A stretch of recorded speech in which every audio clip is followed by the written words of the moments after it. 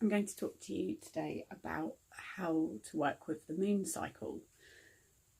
This is a printout from a course that I did with Lisa Lister, and she talks about this in her book Witch. I've recommended this many times already, but I definitely recommend it. And she does a lot of stuff. If you follow her on Instagram, she'll talk a lot about the moon phases. And if you ever do a writing course with her, the She Is Lit courses, it will follow the moon cycle. So you'll write over a lunar cycle working with the moon energy. And I find it so useful now that it's been maybe nearly 2 years now that I've been working with the moon energy, and it just makes life so much easier. It really does. So the dark moon is traditionally, before electric lights, we tended to synchronise, and there's a correlation between the full moon and fertility. So it's not, sometimes people have thought that it's to do with the tide pulling the menstrual cycle. It's not anything to do with that. If that was the case, then all creatures that have water in them, that have blood in them, would all have the same menstrual cycle. And we don't. We just happen to have a menstrual cycle that correlates with the moon. Dogs don't, for example. All other mammals have completely different menstrual cycles. So it's nothing to do with the moon, our menstrual cycle, but ours happens to be the length of a lunar cycle, and therefore, kind of archetypally, we've always known that we're pregnant if two full moons have been and we haven't bled. Also, there's a correlation between levels of fertility and exposure to light. And this is because this was from some research that when I looked into it with my husband, because he was interested to know what the connection was with the moon and menstrual cycles. And what we could find was that it used to be that we would, before there was artificial light, tend to get jiggy with it when there was a full moon. And so we tended to be more fertile during the full moon, and our menstrual cycles tended to be dark moon bleed, full moon ovulate. But every woman's got a slightly different menstrual cycle length. So the dark moon is when you would have traditionally bled, and this is an opportunity for you to just completely die. And the energy that happens on the earth is just, it goes down and in. It's about going inwards and letting yourself, almost like thinking about a bear going into hibernation in a cave. It's like time for that to happen. In herbalism, we harvest the roots of the plant in the dark moon, because the energy of the plant actually gets sucked down into the roots, and then the sap rises with the full moon. It gets pulled up, and that is to do with the tide. So if you're going to harvest flowers or leaves, then you do that on the full moon. They'll be the most potent, and if you want to harvest roots, you do it on the dark moon. So there's this feeling of like pulling you down, pulling you in with the dark moon. And if you flow with that, if you go with that, then it is amazing how much you get away with not answering phone calls and emails and things, because everyone else is in the same situation. They just aren't aware of it. So the more you are aware of it and the more you work with it, you can kind of become aware of how the fact that you're able to have some time out, and people don't notice because actually they're having time out too. They just aren't aware of it. So the dark moon builds up to the full moon with the crescent moon, which is my favourite moon that I was born under. You can Google which moon you're born under. It's kind of interesting to know. I was born under the crescent moon, and I feel like I have a very spring energy. Spring, in your menstrual cycle, you are just testosterone if you're female, obviously. You don't have any estrogen in your bloodstream, you just have testosterone. So for 6, 7, however long your cycle is, for me it's 6 days. For 6 days of the month, I'm male. So you kind of have an idea of what it feels like to be male, because you just have no female hormones going on.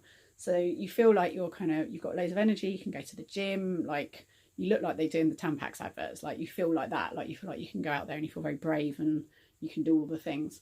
And then your estrogen starts to kick in, and that's when you go into summer, and that's as the moon passes the waxing quarter, and then you start building towards the full moon. And this time is kind of like, it's your superpower time if you're female, and if you don't take the contraceptive pill, then your hormones are starting to kick in, your estrogen starting to kick in. Literally, people can smell it, and so you're giving off, and your face changes shape, and your hips and body change shape, and you're suddenly giving off sexy estrogen vibes. Then that culminates with the full moon, which is when you would be at your most fertile, and that's all kind of, so it's the virgin and mother, so that's the mother archetype. And then you come through to autumn, and then that's when your progesterone kicks in as well, and you start to become, it's called the wise woman phase, and this is when you sort of start feeling a bit like an older woman who's no longer going to play nice. and that's kind of, it's almost like a bit of a precursor to what the menopause will be like, or what that kind of experience is of being the wise woman and just not taking any shit anymore. And then you get into, and this is autumn, and then you get into winter, and this is the waning crescent, and this is when you start to bleed during this time, and this is the death crone. And so this is like old age, way past menopause. Like you have young crones and, you know, new crones, and then old crones, and this is like the old crone. And then you come back round to bleeding, and this is winter. And so yeah, if you use the energy, so spring is a good time for like getting things going, starting things new, developing stuff, bringing it to fruition. And then you start with like evaluating, winding down, chilling out, letting yourself just die. And that space to let yourself die is just wonderful when you start to embrace it. And so giving yourself that dark moon time to just, for when I do ceremonies, I'll make mojo bags on the dark moon, and that's a time to like go in and just be gentle and still and sow, and just think what your intention is for the month, and just let yourself just start again. And then at the full moon, I check in. So in the first quarter, I'll do kind of spring energy, and that will normally be kind of quite like brave stuff, doing a bit of kind of things that, like, you know, do one thing every day that scares you kind of vibe. Full moon is like, sometimes I actually find the full moon energy a bit much now. I think when I was younger, I was definitely full moon energy, and now I'm much more enjoying the dark moon. I kind of swap round. And then when you come around to here, it's about kind of assessing and nourishing yourself as well. Like it's autumn, it's harvest, so it's a good time for like apple eating spells and taking the seeds ready for spring planting, and just, yeah, it's the time to kind of gather and harvest all that you've done. And then yeah, back to the dark moon. So it's really useful to work in this way, and you work with the moon cycle. And then if you're menstruating, especially if you're not on the pill, then you also work with your menstrual cycle. I'm not saying to not be on the pill, by the way. I was on the pill for many years. I'm in a privileged position for me personally, not having to be on any contraception because we can't have kids, so I'm not taking the pill. But in terms of my menstrual cycle, that's been really great, because it's meant that I've been able to just get to know my body and its natural cycles without doing anything to it. But there is a lot of stuff that we don't really get told about with the pill, like it's not good for you at all.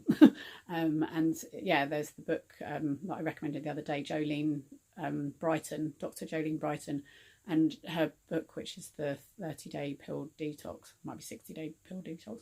But yeah, I highly recommend that, and that tells you a lot about the actual effects that the pill has on your body. It's quite a lot, and I took it for a long time, so I feel pleased to not be on it anymore. And part of the thing I enjoy is the fact that I get to work with my cycles and work with the moon cycle. So this is this is the way the moon can support you with your energy levels when you're choosing what to do. And it's really good if you're going to build a project to try and make it happen on the full moon, and just be aware that if you're going to be doing it in the dark moon, you're going to have to probably push that boulder a bit harder than normal.